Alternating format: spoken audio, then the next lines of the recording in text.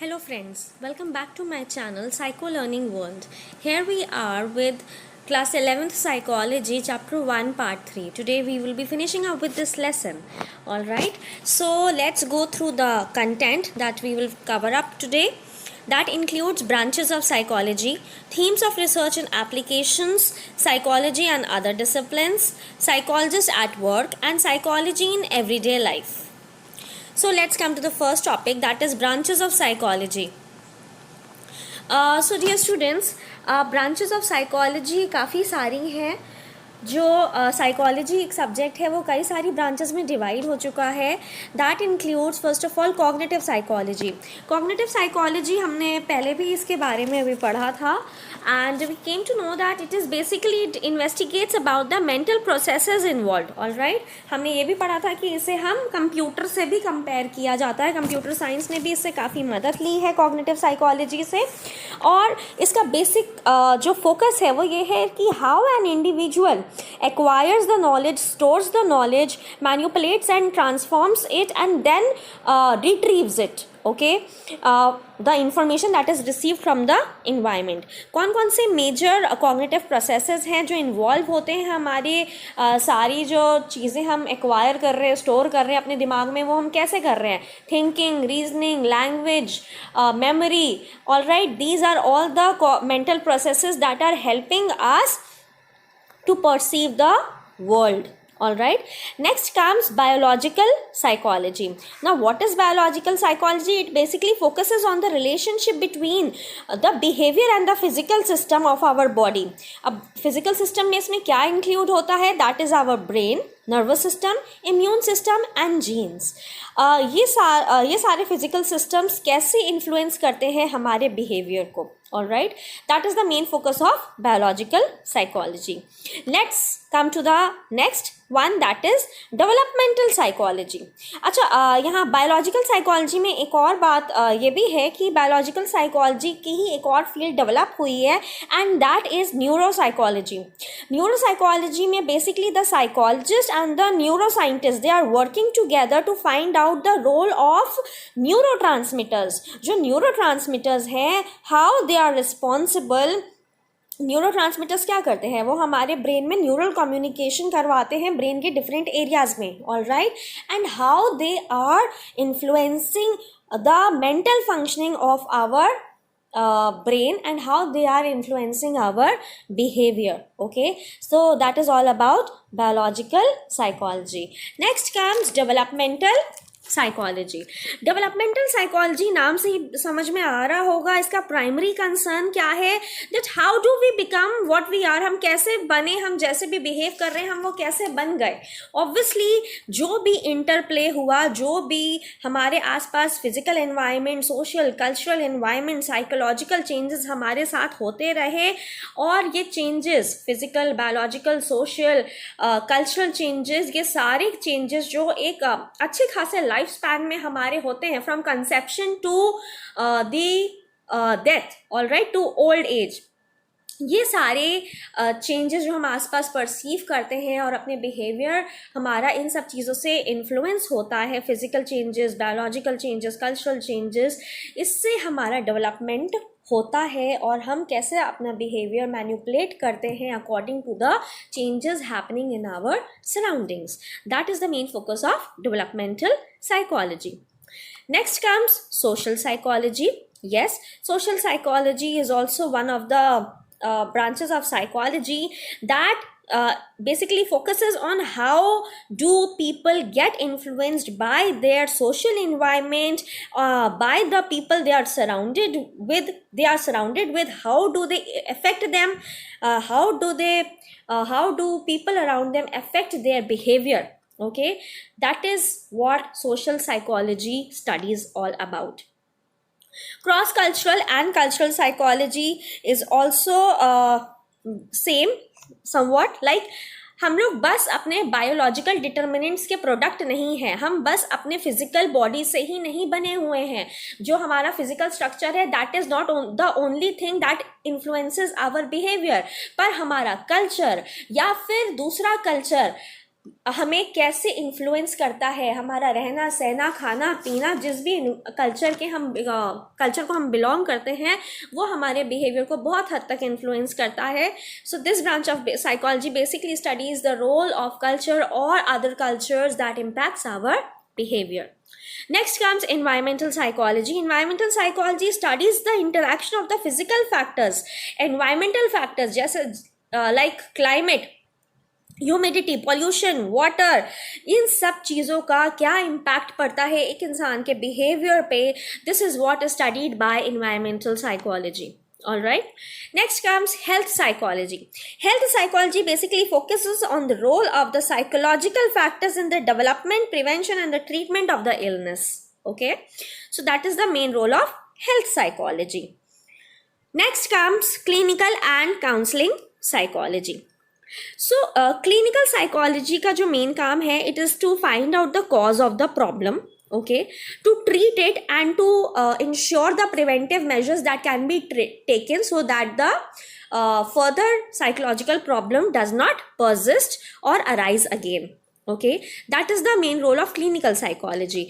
And counseling psychology, इसका main role ये है, study क्या करता है, it helps the people to cope with their everyday life challenges and the situations they face, to cope with it more effectively and to come out with it with a more confidence and deal those problems, deal their challenging situations in an effective manner. Okay, that is the role of counseling psychology.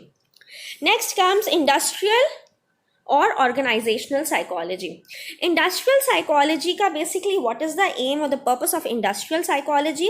It basically focuses on the workplace and how it influences the behavior. Okay, एक workplace जहाँ पे भी हम job करने जाते हैं वहाँ का environment कैसा होना चाहिए, क्या क्या policies अपनाई जा सकती हैं जिससे वहाँ का environment और बेहतर हो जाए, ताकि वो एक एम्प्लॉय की या फिर एक एग्जीक्यूटिव की एफिशिएंसी को और बढ़ा दे, उसके पोटेंशियल को और ज़्यादा एक्सप्लॉइट करने में हेल्प करे.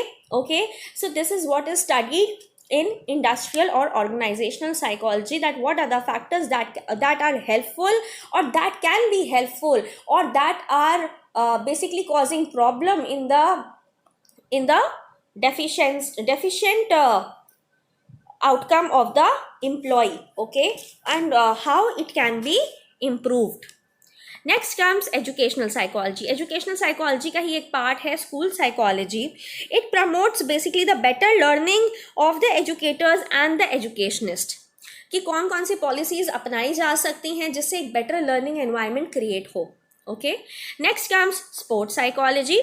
Sports psychology is focused on how to improve the performance of the participant. Okay, and it can be improved by motivation. So how can the participants, how can the sports person be motivated, in which manner they can be motivated so that they can perform better and give better results. All right, so this is all about the branches of psychology that we have studied. Next comes the theme of research and applications. Means कौन सी वो themes हैं, कौन सी वो applications हैं जो psychology को direction देती हैं to go further for research purposes. Alright, तो कौन कौन सी थीम्स हैं, कौन कौन से एप्लीकेशंस हैं जो साइकोलॉजी को एक डायरेक्शन प्रोवाइड करते हैं.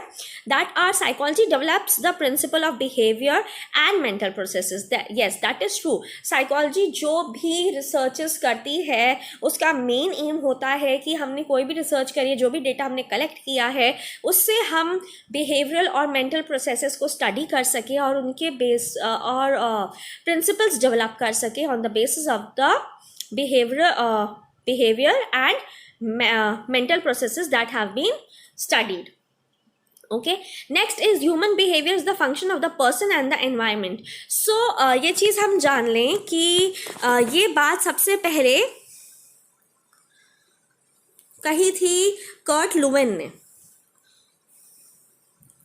कर्ट लुवेन ने ये बात बोली थी कि behaviour is equals to function of person into environment. Okay, So behavior is the function of person and the environment. Kurt Lewin का ये मानना था, इन्होंने बहुत पॉपुलर स्लोगन दिया था या आप कह सकते हो इक्वेशन दी थी कि जो बिहेवियर है वो किसका आउटकम है, पर्सन और एनवायरनमेंट का। ठीक, जो पर्सन जिस एनवायरनमेंट में रह रहा है, ओके, वो दोनों के आपस के इंटरैक्शन से एक बिहेवियर निकल कर आता है। Okay, that is about human behavior is the function of the person and the environment। तो हमारा जो भी behavior reflect होता है उसका cause क्या है, because it is due to the interaction of the environment I am living in। All right, next is human behavior is caused। yes, human behavior psychology का ये मानना है कि human behavior, कोई भी human behavior जो हम reflect कर रहे हैं उसके पीछे कोई ना कोई cause है, कोई ना कोई reason ज़रूर है। okay, without reason no behavior is reflected outside। all right, there is some or the other cause, underlying cause, which can be find out through various tests and various methods that can be adopted। Okay, और बिना cause के हम कोई भी prediction नहीं कर सकते behaviour के बारे में। सो हर चीज़ का, हर बिहेवियर का एक कोई ना कोई छिपा राज ज़रूर है, एक रीज़न ज़रूर है। Okay, next is understanding human behaviour is culturally constructed. Like we have studied in the branches of psychology that we are not only the product of only biological factors या biological determinants। हम बस और बस केवल biological factors के नहीं बने हुए हैं, बस biological determinants ही नहीं हैं जो हमें हमारे behavior को influence कर रहे हैं, पर काफ़ी चीज़ें जो इन्फ्लुएंस करती है उसमें से एक क्या है, हमारा कल्चर। जहाँ जो भी कल्चर को हम बिलोंग करते हैं, हमारा रहना सहना, चलना फिरना, बैठने का ढंग, उठने का ढंग, बात करने का ढंग किसी से, ये सारी चीज़ें हमारे बिहेवियर को रिफ्लेक्ट करती हैं। और ह्यूमन बिहेवियर को समझने के लिए ये बहुत ज़रूरी है कि हम उस पर्सन को, अगर किसी पर्सन का ह्यूमन बिहेवियर समझना चाहते हैं तो it is very important to understand the culture he और she is living in. Alright, एक और ये भी चीज़ आई है कि काफ़ी क्रिटिसाइज किया गया है कि काफ़ी जो साइकोलॉजिकल थ्योरीज हैं they are based on Euro American culture, okay, which are not fit to study any other culture, okay, any other person belonging to other culture। so basically this criticism has been surfaced and yet the things are being worked on it। all right, next is human behavior can be controlled and modified with the application of psychological principles। yes, human behavior जो भी हम behave करते हैं वो हमारे control में है। ये हमारा बस भ्रम है कि ऐसा नहीं है, but it is not so। okay, they are unless and until it does not become very severe, okay, but it can be controlled to a large extent। how, and it can be modified। जैसे ही हम कोई बुरा behave करना सीखते हैं, जैसे अगर हम बिहेव करना सीखते हैं कि हम कोई भी बुरा बिहेवियर अगर हम सीख रहे हैं, तो साइकोलॉजी का ये मानना है कि जिस तरह से हमने बुरा बिहेव करना सीखा है उसी तरह से हम उसे अनलर्न भी कर सकते हैं। उसी तरह से हम वैसे ना बिहेव करें, हम ये भी लर्न कर सकते हैं। जैसे हमने लर्न किया है उसे करना, उस काम को करना, हम वैसे ही ये भी लर्न कर सकते हैं कि हम उस काम को कैसे ना करें। okay, so like smoking is not good। a drinking habit, it is not a good habit। जैसे हमने इस हैबिट को अपना लिया है और हम सोचते हैं अरे ये तो अब लाइफ लॉन्ग चलेगा हमारे साथ, इसको थोड़ी ना मैं हैबिट को हटा सकता हूँ या ख़त्म कर सकता हूँ, बट नो, जैसे हमने लर्न किया, अगर हमने उस चीज़ को एक्वायर किया है, okay, it is not inborn, it is acquired, and the same way it can be unlearned also.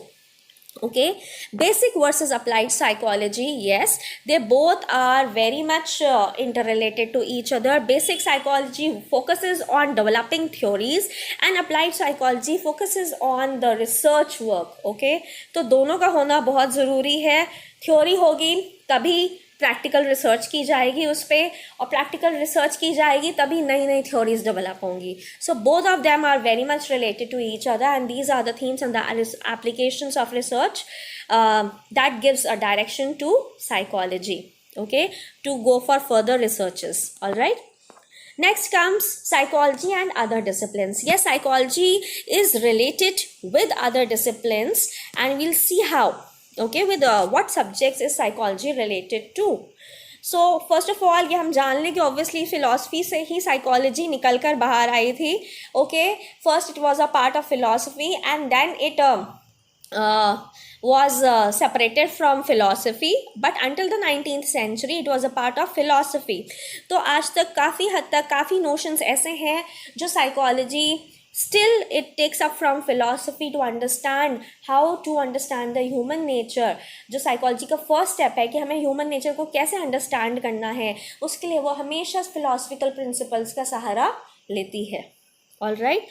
Economics, political science and sociology. Yes, very much true. ये दोनों सब्जेक्ट्स एक दूसरे से काफ़ी इंटर रिलेटेड है, एक दूसरे की काफ़ी मदद लेते हैं. How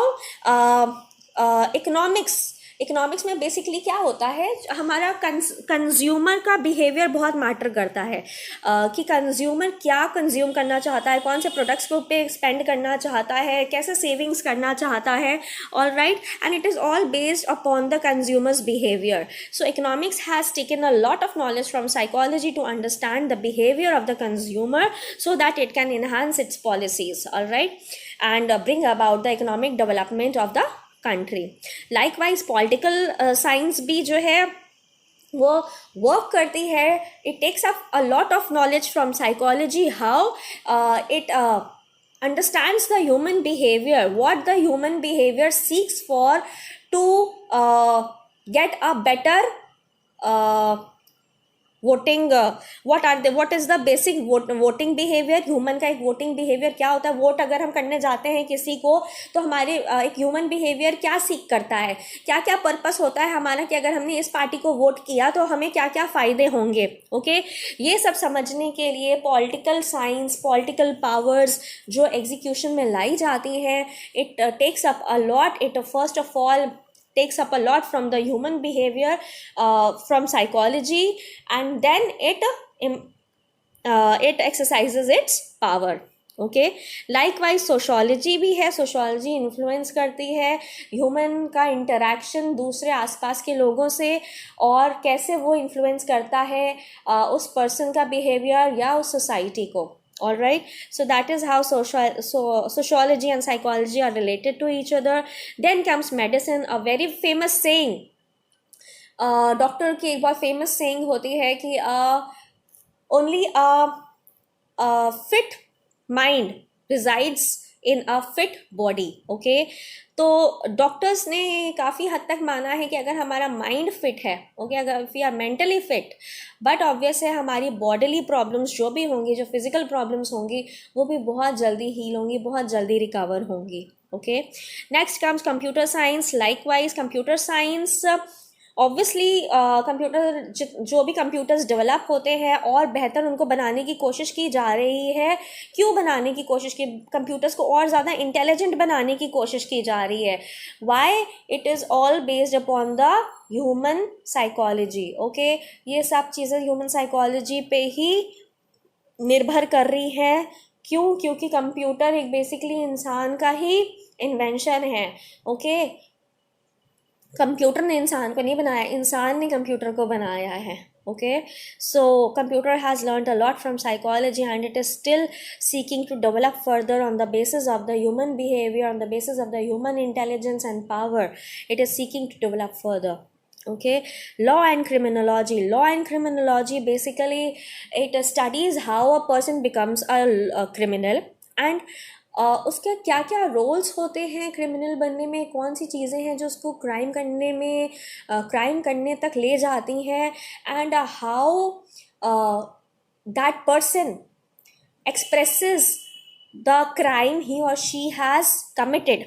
all right, and how in a how connected manner the crime can be expressed. बहुत सी ऐसी छोटी छोटी चीज़ें हैं जो हेल्प करती हैं उस क्रिमिनल को अंडरस्टैंड करने में और उसको रिहैबिलिटेट करने में इन द सोसाइटी.